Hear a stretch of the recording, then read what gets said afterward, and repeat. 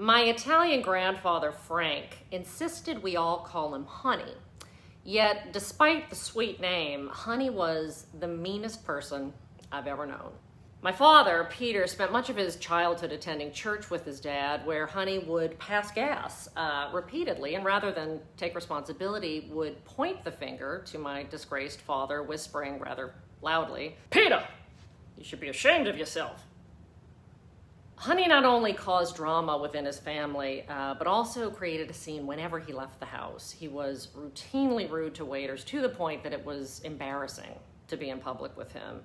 When Honey got really mad, he would resort to biting limbs, mostly others, but occasionally his own.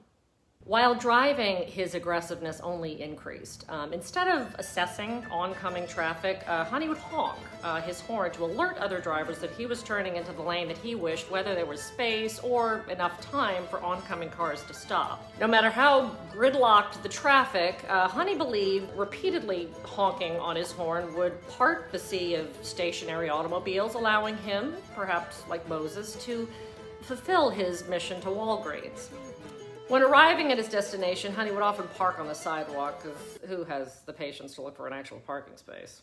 His erratic driving caused frequent accidents, and although he miraculously avoided jail time and getting his ass kicked, Honey was regularly sued by other drivers.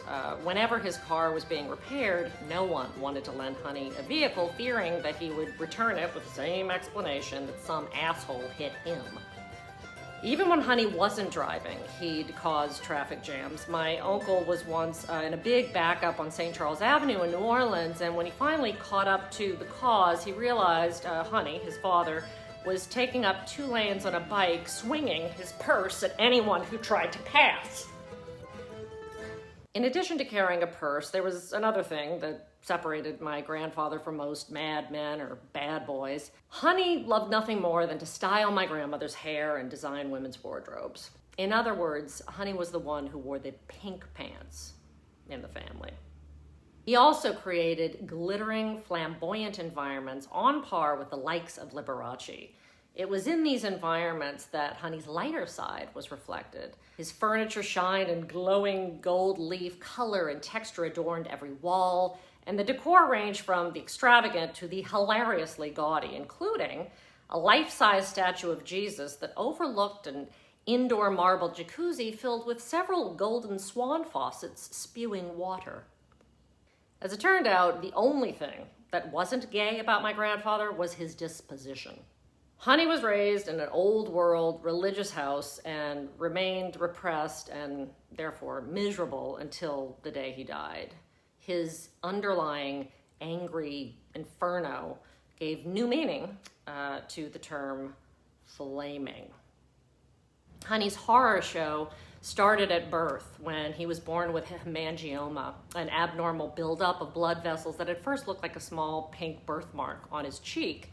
In the Sicilian village where Honey's mother, Mama, was from, this was considered a mark of the devil. When Honey was just a child, Mama brought him to the doctor with a bag of cash and said, "Fix him." Honey was then subjected to primitive radiation treatments to remove the mark, which caused skin cancer and actually blinded him in one eye.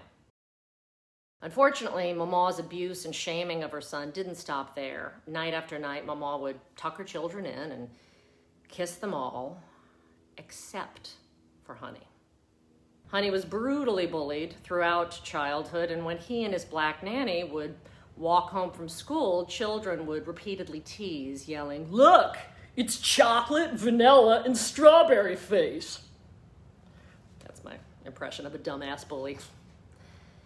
Most of them are. As an adult, Honey became so obsessed with transforming himself from someone marked by the beast to that of beautiful creature. He made many secret visits to the plastic surgeon, anything from facelifts to hair plugs to extensive reconstructive surgery. Honey always hoped to heal the damage done to his face and, I imagine, the scars in his heart. But this too, he kept a secret. If someone asked about Honey's post-surgery facial bruises and stitches, he would claim he was mugged. Eventually, Honey lost an eye from a botched operation, which forced him to wear an eye patch, along with too much powder and a platinum toupee. As fate would have it, I too was born with a hemangioma on my nose. Thankfully, no one thought I was marked by Satan's stamp.